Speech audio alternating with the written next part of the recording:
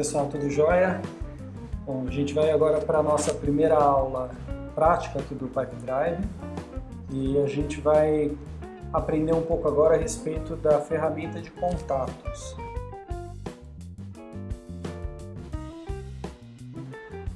Então, eu vou mostrar para vocês como cadastrar um contato aqui, mas eu também vou mostrar uma forma de vocês registrarem uma série de contatos. Se, por exemplo, vocês tiverem um arquivo de Excel, alguma coisa do gênero, vocês vão conseguir subir toda essa informação aqui para o Pipedrive. Então, vamos começar aqui com o básico, né? Como vocês viram no vídeo anterior, quando eu clico aqui em contatos, eu posso cadastrar uma pessoa e uma organização. Na maior parte das vezes, a gente vai cadastrar primeiramente a organização, porque é a melhor maneira de organizar os registros, e é muito importante também que toda pessoa que estiver dentro do Pipedrive ela esteja associada a uma organização. Então, quando você entra aqui, essa é a carinha, né, da lista de contatos. Logo em cima aqui no canto esquerdo você já tem adicionar organização. Você clicando, você vai para uma tela onde você vai cadastrar dados, certo? Então aqui para teste eu vou criar a Acme. Proprietário, se por exemplo você está trabalhando aí com uma equipe de mais de uma pessoa e quer direcionar o contato para uma delas, você pode selecionar aqui. Então toda a nossa turma está aqui na base de dados. Endereço, se você tivesse, você colocaria aqui X. E aqui você coloca quem pode ver essa organização. O que acontece aqui? Em alguns casos, nós temos empresas que elas têm o mesmo nome em mais de um estado. Nesse caso, o ideal é que se coloque, por exemplo, DM9, né?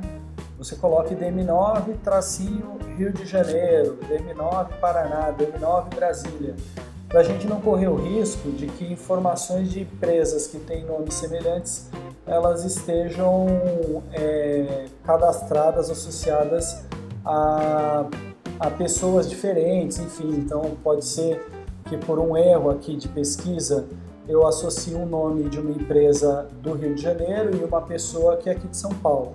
Isso aí é ruim porque a gente se perde quando a gente está no dia a dia do trabalho, precisa acessar um contato rápido e muitas vezes o contato se perde no meio de tantas informações. Então vamos tomar um cuidado na hora de fazer o cadastro. No caso aqui eu não tenho que esconder isso de ninguém, então vou colocar que a empresa inteira vai poder ver esse contato. E vou clicar em salvar. Depois que eu salvar, o nome vai para a lista aqui, ó, tá vendo? E eu tenho a possibilidade de fazer uma edição. Aqui é só edição de nome, não é isso que eu quero. Aqui. Olha só. Essa é a tela do contato empresa.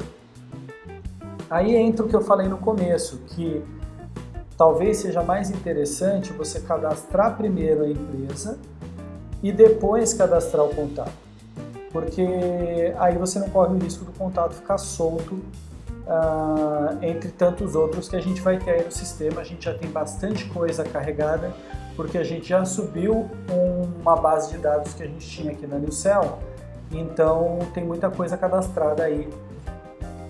E aí isso me lembra de uma outra coisa. Antes de você cadastrar qualquer empresa, faça uma pesquisa, verifica se existe a empresa cadastrada aqui. No caso, olha só, eu digitei Acme aqui que eu acabei de cadastrar e ele tem aqui um sample que provavelmente quando as pessoas que fizeram o sistema, elas foram fazer o teste, elas criaram aqui uma empresa de mesmo nome. Aqui poderia, por exemplo, acontecer como eu falei, eu digitar aqui DM9, encontrar DM9 São Paulo, mas eu estou no Rio de Janeiro, então eu preciso cadastrar DM9 Rio. Então até usando isso como exemplo, se eu colocar aqui DM9, olha quanta coisa de DM9 a gente tem aqui, ó. DM9 Rio, DM9 DDB, que é aqui em São Paulo. Provavelmente a gente deve ter cadastro aqui de Brasília também. Enfim, toda a nossa base de dados ela subiu aqui. Bom, voltando aqui, supondo que eu não achei a Acme, né? A Acme é uma empresa nova, eu tive que criar o registro dela. E agora eu vou adicionar os meus contatos. Então, olha só, aqui eu tenho alguns campos que podem ser personalizados. Eu vou pedir para vocês não personalizarem esses campos. Se vocês precisarem personalizar algum campo, Fábio, eu preciso de 3 campos de telefone celular, porque a pessoa tem mais de um contato, eu quero registrar os 2. Entre em contato com a gente cria esse campo para vocês, para a gente poder manter um padrão em todos os contatos, tá bom? Bom, mas enfim, vamos adicionar aqui uma pessoa, funcionário dessa empresa. Então eu vou colocar aqui, o Daniel Freixo, e vou colocar aqui que ele está disponível nesse e-mail, nesse telefone aqui. O e-mail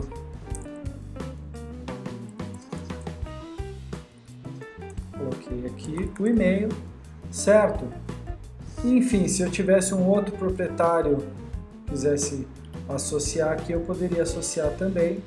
Mesma regra da organização, quem pode ver, né? Lembrando que nós como administrador a gente consegue ver tudo, mas se você quiser limitar o acesso, você pode vir aqui e colocar que só você como proprietário e quem seguir esse contato que vão poder acessar a informação. Salvei a informação e aí apareceu o Daniel aqui em cima, certo? Eu posso associar essa organização, a empresa Acme, a outras empresas. Por que isso é importante? Vamos pegar o caso lá que eu falei da DM9, certo? Se eu entrar aqui na DM9, olha só, aqui agora apareceu bonitinho. DM9 Rio Grande do Sul, a DDB aqui em São Paulo, Rio, DDB Brasília. Estão as 4 aqui.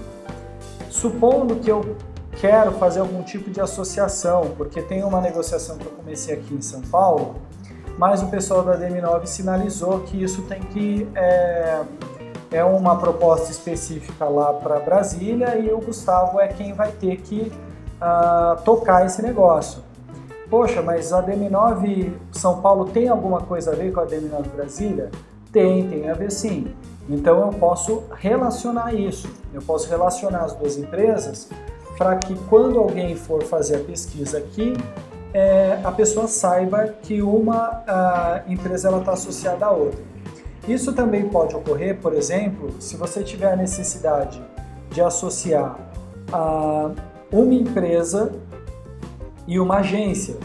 Então eu tenho, por exemplo, a Acme, eu quero dizer que a Acme ela é atendida pela DM9 do Rio.